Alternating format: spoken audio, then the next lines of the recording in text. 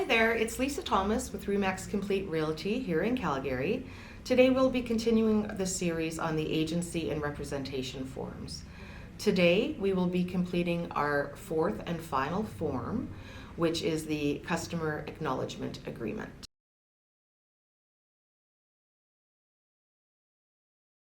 Today we are going to go over the customer acknowledgement.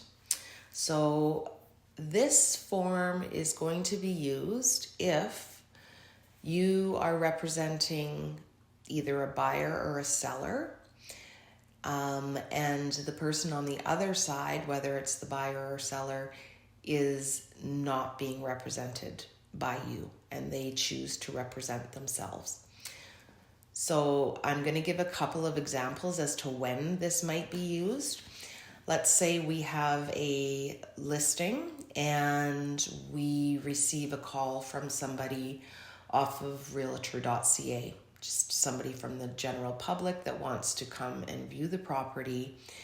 And they say that they do not have an agent and they don't want an agent.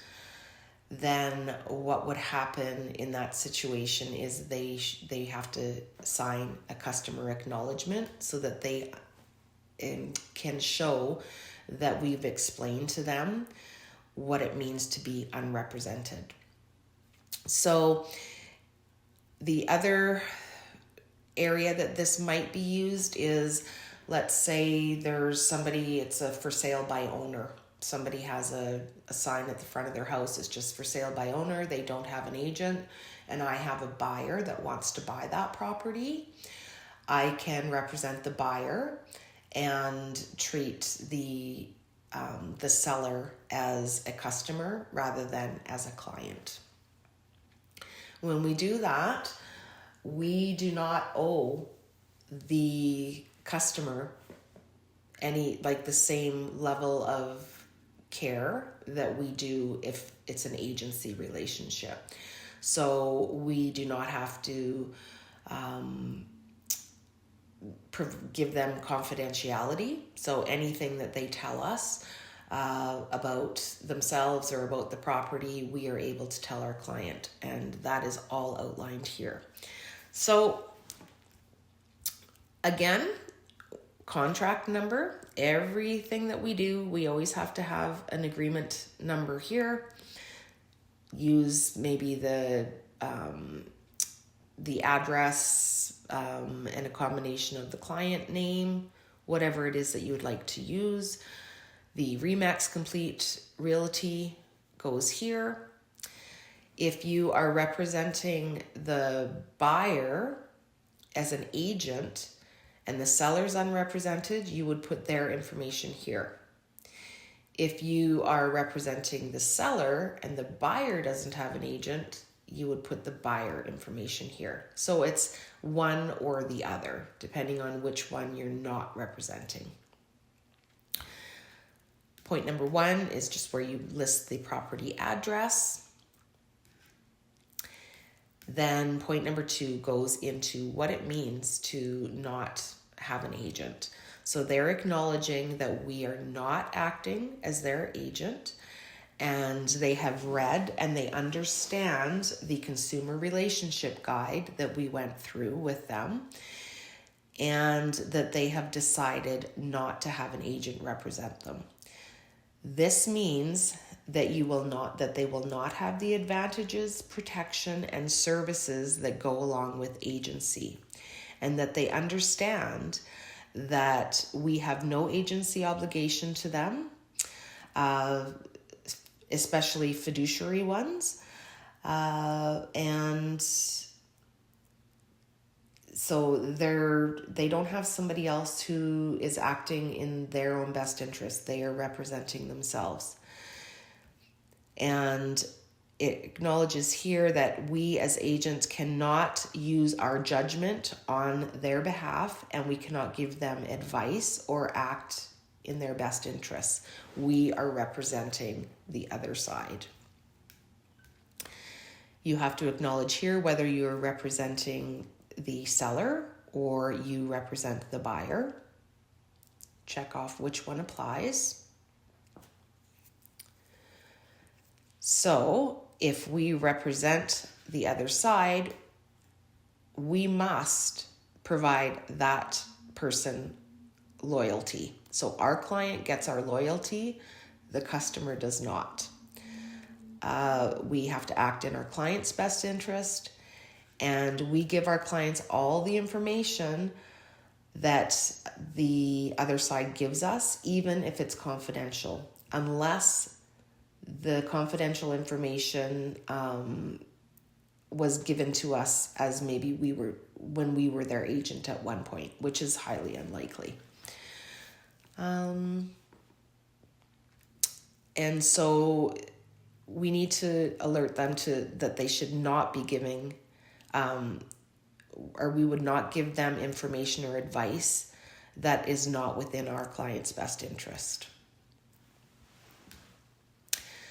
What we do have to do with the unrepresented person is we have to act with honesty. So we can't be deceitful.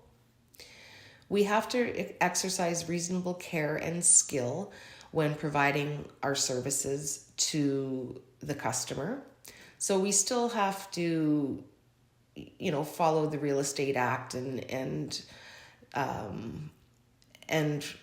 act professionally with care and skill, but we do not owe any allegiance to the unrepresented party. We also are able to hold money in trust for the real estate transaction. We have to still follow all the rules and regulations of the Real Estate Council of Alberta, and that we have to provide them with a copy of this agreement as soon as it's available. With the services that we give them, we as agents can choose to give them market information, statistical information. We can do a CMA on their behalf. We can provide agreements of purchase and sale and any other relevant form, and help them complete those forms. We just can't give them advice. We're able to give them names of real estate service providers. We are able to present all offers and counter offers. And we can pass on any information that they want us to provide to our client, the other side. And we have to keep the customer also informed of the progress on the transaction. So if we're representing the buyer, we will keep the seller in the loop as to when maybe the inspection is going to happen, or if there's an appraisal company that needs to come by. We just keep them updated on the progress of the transaction. It indicates here that they are not responsible to cover a fee. So usually in this situation, if you're representing the buyer is going to be paying the fee, or if you're representing the seller is going to pay your commission. The buyer does not have to put additional funds in. Personal and confidential information. So this has been consistent in every agreement that we've done. So, we are going to have their personal information as far as any information about the property, and that this information will remain on the system for statistical purposes. So, if the property is sold, that's going to be showing up on our system. Your acknowledgement. So the customer is acknowledging that they've read the agreement, that they have read and received and reviewed the guide, the consumer relationship guide. And they're acknowledging that this does not make us their agent. They have had an opportunity to get independent advice before signing, and they acknowledge that this accurately sets out what we have agreed to. The buyer or seller information goes here. So this is for the person that is going to be unrepresented. You'd fill in their information here. This is Remax Complete information. Your information goes here. We sign and date on the day this is done. And again, signatures go here.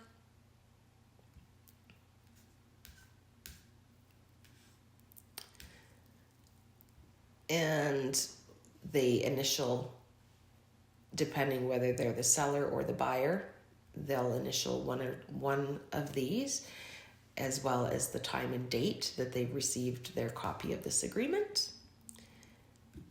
And that's it. This one is pretty short. We don't use it a lot because the majority of people do decide that they would rather be in an agency relationship, but not always. So you've got access to this if you ever need it. All right, I hope everyone enjoyed this, and we will talk to you later.